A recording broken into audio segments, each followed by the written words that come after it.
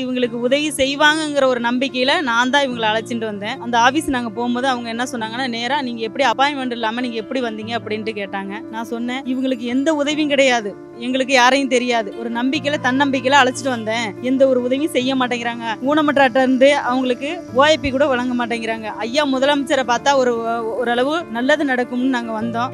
ஊனமற்ற சங்க தலைவர் தங்கம்னு எங்களுக்கு ஃபோன் பண்ணி வர சொன்னாங்க. வர சொல்லி நாங்களும் வந்து மத்தியான சாப்பாடு அவங்க தான் கொடுத்தாங்க. இப்போ நாங்க வந்து மறுபடியும் சரி இது நடக்கல அப்படின்ட்டு மன வருத்தத்தோட தான் போறோம். பஸ் கூட காசு இல்லை, எங்க நிலைமை அப்படி ஆயிட்டு நாங்க முதலமைச்சர் ஐயா பார்க்க வந்தா எங்களை விட மாட்டேங்கிறாங்க. தயவு செய்து முதலமைச்சர் ஐயா எங்களுக்கு திருவாரூர் மாவட்டத்துக்கு ஊனமற்ற சங்கத்துக்கு எல்லாருக்கும் அந்த ஊனமற்றவங்களுக்கு உதவி செய்யுங்க. எங்களுக்காக நாங்க போராடல, கால்கை இருக்கிறவங்களுக்கு நாங்க போராடல, எனக்கு சோறு கொடுங்கன்னு நாங்க சொல்லல. இவங்களுக்கு எதுவும் இல்ல, வீடு கூட இல்லாம ரொம்ப மக்களும் ரொம்ப கஷ்டப்பட்டுக்கிட்டு இருக்காங்க. அது ஊனமற்றவங்க தான். ஒரு பொண்ணு இருக்கு, ஒரு நிமிஷம் இருங்க. இவங்களுக்கு ஒரு பொண்ணு, 3 பொண்ணு, 2 பொண்ணு ஒரு பையன், 3 பேருமே இந்த நிலைமையில இருக்காங்க. 3 பேருமே 2 பொண்ணு ஒரு பையனும் இந்த நிலைமையில இருக்காங்க. இவங்களுக்கு யார் செய்வா? நான் மன்னார்குடியில குடியிருக்கேன். இவங்க தான் எங்களுக்கு வந்து என்கிட்ட வந்து சொன்னாங்க இந்த மாதிரிமா அப்படின்னு சொல்லிட்டு. சரிம்மா வாங்க நம்ம முதலமைச்சர் ஐயாவை பார்க்கணும் ஒரு தன்னம்பிக்கையில நான் அழைச்சிட்டு வந்தேன். ஒன்றும் நடக்கல. இந்த பொண்ணுக்கு கண் பார்வை இல்ல, அப்பா அம்மா இல்ல, சித்தப்பா வீட்டுல இருந்து வளருது, யாரும் உதவிக்கு ஆள் இல்ல. இதுக்கெல்லாம் யார் செய்வா? முதலமைச்சர் ஐயா தான் எங்களுக்கு நல்ல ஒரு உதவி பண்ணணும், எங்களுக்கு ஒரு உதவி செய்யணும் சார். மொத்தம் ஒரு 300-400 பேர் இருக்காங்க. 340 பேர் மாற்றுத்திறனாளிகள் இருக்காங்க.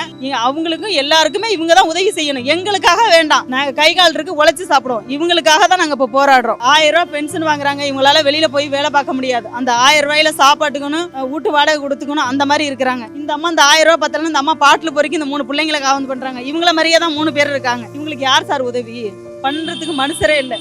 ரெண்டாவது வந்து இந்த பொண்ணுக்கு கண் பார்வையே தெரியாது, அப்பா அம்மா இல்ல, இதுக்கு யாரும் உதவி இல்லை. இதுக்காக தான் நாங்க வந்தோம். வந்து உதவி பண்ணுனா சார் வந்து எதுவும் உதவி பண்ணுவாங்கன்னு தான் நாங்க ஐயாவை தேடி வந்தோம். ஒன்றும் நடக்கல. இந்த பிள்ளைக்கு வண்டி வேணும். இது திருவாரூர் மாவட்டம் கொள்ளாச்சேரி ஒன்றியம் மலையூர் குக்கிராமம் தான், அத்திசோலமங்கலம் ஊராட்சி. இப்போ நாங்கள் வந்து அவங்க என்ன டிமாண்ட் சொல்கிறாங்கன்னா, நீங்கள் ஏற்கனவே முன்கூட்டியே நீங்கள் அப்பாயின்மெண்ட் வாங்கிட்டு தான் வந்திருக்கணும், நீங்கள் ஏன் இப்படி சொல்லாமல் வந்துட்டீங்க அப்படின்னு சொல்லி ஒரு மனக்குறையாக வச்சுருந்தாங்க. இருந்தாலும் மக்களுடைய கஷ்டங்கள் எனக்கு குக்கிராமங்கிறதுனால சலுகைகள் கிடைக்க மாட்டேங்குது அப்படின்னு சொல்லி பல முறை நாங்கள் கலெக்டர் அலுவலகத்தில் மனு கொடுத்தோம். இப்போ ஊனமுற்ற அட்டை வாங்கியும் சில பேருக்கு ஊனமுற்ற அட்டை கொடுத்துருக்குறாங்க. அந்த அட்டையை கொடுத்தும் அதிகாரிகள் வந்து அலட்சியப்படுத்துகிறாங்க.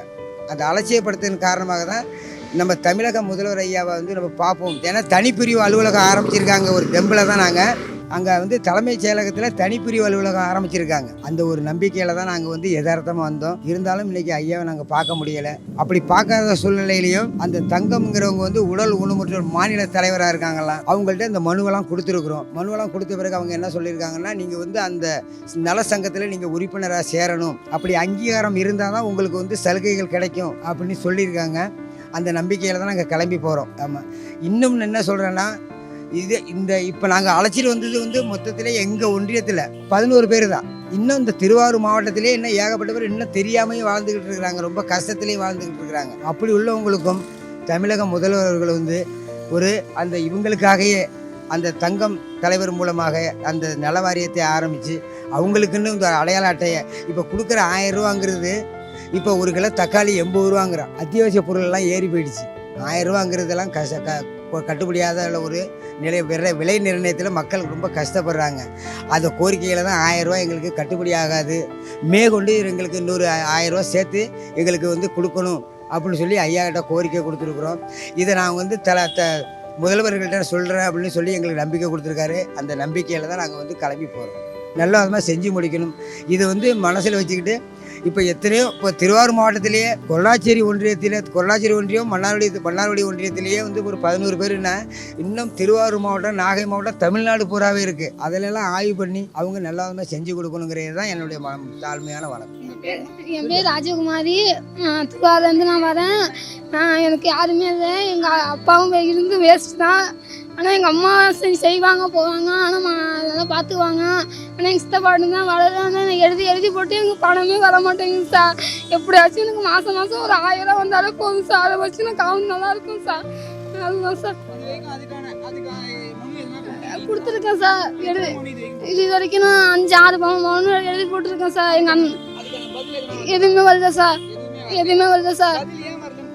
கேட்டதுக்கு இந்த பொண்ணு நடக்குது போகுது அப்புறம் ஏன் அப்படின்னு கேட்டாங்கண்ணா சார். அந்த ஒரு அண்ணன் எங்கள் ஊருக்கு போயிட்டு வந்து அந்த அண்ணன் சொன்னாங்க சார். அதுக்கப்புறம் யார்ட்டையும் போகிறேன் சார். என் பேர் கவிதா. திருவாரூர் மாவட்டம் அத்திச்சோளமங்கலம் பஞ்சாயத்து மலையூர். இவங்க வந்து நடக்க முடியாது, காலும் செயல இழந்து போயிட்டு கையும் நடக்க முடியாது, எதுவுமே இவங்களுக்கு செய்ய முடியாது. ஒண்ணுக்கு போக முடியாது, பாத்ரூம் போக முடியாது, எந்த வேலையும் இவங்களால செய்ய முடியாது. எங்க அம்மா தான் இவங்களை கல்யாணம் பண்ண நாள்ல இருந்து இன்னைக்கு வரைக்கும் எங்க அம்மா தான் கஷ்டப்பட்டுட்டு இருக்காங்க. அவங்களுக்குன்னு ஒரு வண்டி இருந்துச்சுன்னா அவங்க போய் மலம் கழிக்கலாம், யூரின் போகலாம். அந்த ஒரு நலத்திட்டத்துக்காக தான் நான் இவங்க கூட வந்ததே. இன்னைக்கு நான் முதலமைச்சரை பார்க்காததுனால எனக்கு ரொம்ப வருத்தமா இருக்கு. எங்க அப்பாவுக்கு ஒரு 3 சக்கர வண்டி கொடுத்தா அவங்க யூரின் லெட்டின் போறதுக்கு வசதியா இருக்கும். இதை ஏற்பாடு பண்ணி கொடுக்கறது ரொம்ப நன்றிங்க. மூளை வளர்ச்சி இல்லைங்க, கல்யாணம் கூட பேச முடியாது.